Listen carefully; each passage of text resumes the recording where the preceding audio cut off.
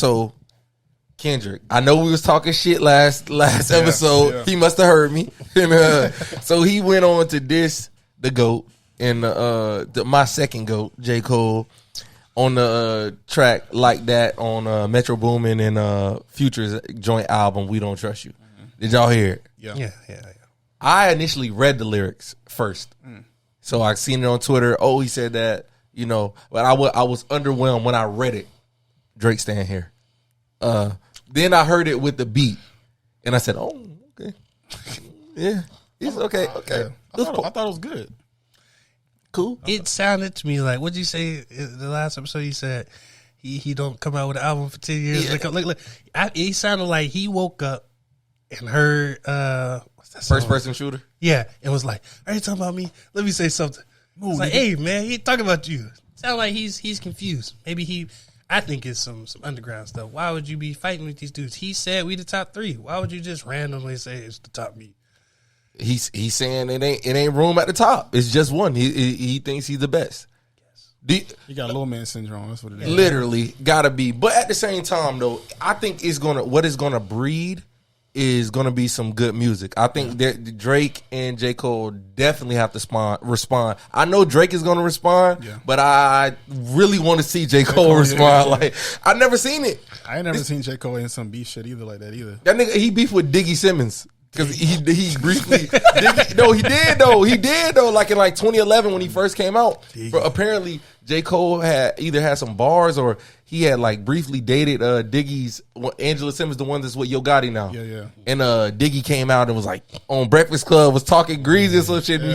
And J. Cole had a few shots at him. That don't count. I know Diggy don't. We want some real shit. Diggy don't count, but bro, I would love to see J. Cole fire back. I'd love to see J. Cole too. Drake, I feel like he don't need to. He's not. He's my guy too. He's my guy too. But he's not that guy.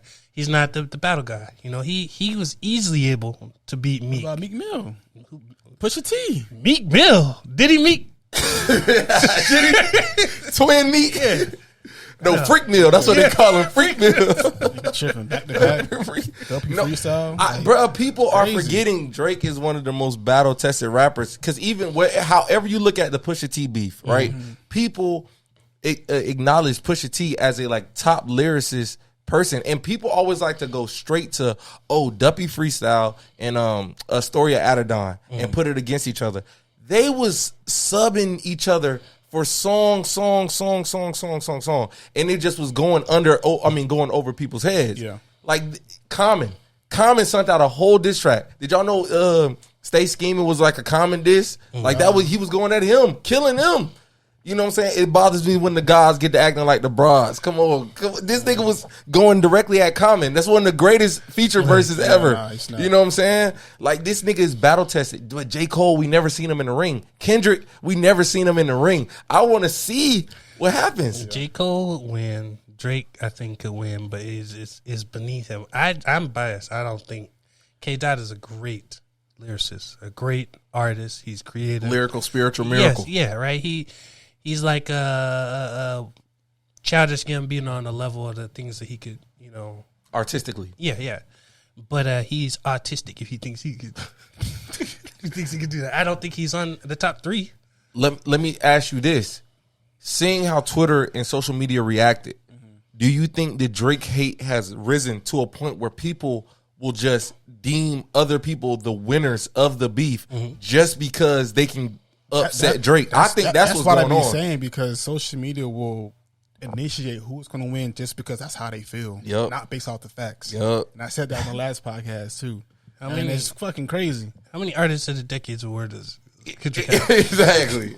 You know why he didn't win? He don't put out enough. Because he pushed that nigga off like, he don't put out enough, man. He don't. And you know what's so crazy? Drake is setting himself up to win it again. It's 2024, y'all. Yeah, and he's got more albums to come. Like, his plan of being like features on all, even if it doesn't matter how low they are, he's relevant and he'll always be relevant. He's like a Jay-Z but better and not demonic.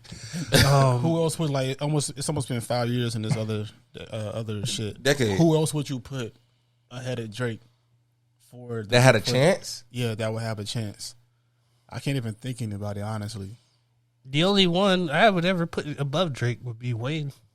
Who? Wayne, but Wayne hasn't been. He hasn't been like as of now. Like, who would have a chance? Yeah. I think the artist of the decade probably will have a little bit of recency bias. So we would have to wait till that back end of that back five to see what that looks like. But I think Drake is doing a good job of setting himself up. I think Cole in these next 6 years that we got left in this decade probably only drops one album with that fall off. I don't think he's gonna drop again.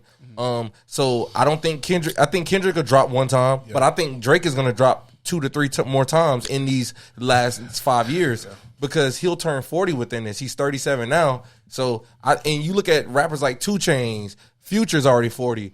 Jay-Z, niggas is dropping, bro. Like Eminem about to drop another album. So I don't think Drake is going nowhere. So I think he's setting himself up to win it again. 21 Savage is having a great decade. Oh, nah, for sure. But he would have to have a massive hit in another classic album. It's got to be 2016 all over again, dog. Type shit for him to challenge. But 21 Savage has set himself up. Future would have to have a monster back half. He's not with Metro no more, so that's gonna be kind of tough. Who not with Metro? 21. Oh, 21. Yeah. Who knows? Technically. He might be playing the middle. Yeah. But that's what the biggest shock of this whole beef is? Rick Ross. Yeah, I saw that shit. Did y'all too. see that? I was like, what? I was like, Ross, bro, what are you doing? Like, nigga, you didn't go this hard when he was beefing with your artist. Yeah. You standing with niggas. What the fuck? Yeah, that shit was crazy. That shit was, bro. That Drake surprised me. Do you think it helps or hurts Drake this cause that he has so many targets? I don't think it hurts him at all. No, think about 50. When 50 first came out, he was battling against everybody. And then people like, he was battling against Buster, he was battling against Ja Rule. Fat a Joe. Bunch of people who was big at that time. I think if you just decently hit all your targets, you win. And all of them is not going to make a diss record. Yeah. So you're just going to win by default on some. He's already the best. I mean, there's nothing else he needs to prove, which is why I think he shouldn't even respond to it. He gave him props, and he sent out a diss Well, Drake record. didn't. J. Cole gave him props. He was on the album. Or he was on the song. You know, it is what it is, man. You got your shout out, and you came back with fire. Yeah. And he hit J. Cole. Nah, Drake got to respond, dog. He got to. Unfortunately, he does. It's like it's just an obligation because people will forever look at this moment like he duck and smoke. I'm not saying he has to respond with a duppy freestyle or a back to back, but he has in his next, whenever his next release is, whenever that is, he has to. You know what I'm saying? Lil Stepper, he gotta fucking do this. You ain't got no morale, nigga. You know what I'm saying? He gotta send a few fucking bars that way. He got to. K dot, I take the dot out your name, put the red dot, fucking fun. You know what I'm saying? He got a what's a kung fu kenny to it? OVO, kenny. Just let that shit ride and just float on the beat, bro, and just go crazy. Look, man, what was that, Mr. Morale? Mr. Morale and the Big Steppers. That whole album, he gave respect to him. He took his time, mental health. Whole album was about his fixing traumatic, fixing toxicity and all that stuff. Why are you trying to create something, man? Ain't nobody think about you. Clout chasing. Clout was a hell of a drug. If you were the big three, if you the big me, that shit, you don't need clout. You it. But he took it as a hit because, you know, J. Cole had a line in that song talking about, if everybody steppers, then something I'm treated like breakfast, I'm about to clean off my plate. That had nothing to do with him. And that was a hard line. That had nothing to do with him. You know, then he said, you know, he's talking about the big three, but right now I feel like Muhammad Ali. Then he goes on to the Spider-Man meme is me looking at Drake. But he didn't say nothing about K-Dot. So it's like we said we the big three, but now I'm saying the Spider-Man meme is me looking at Tommy. Now it's like, hold up, but the Spider-Man meme was 3 of them, so he's still in there. Oh yeah, no, they added that one for the movie.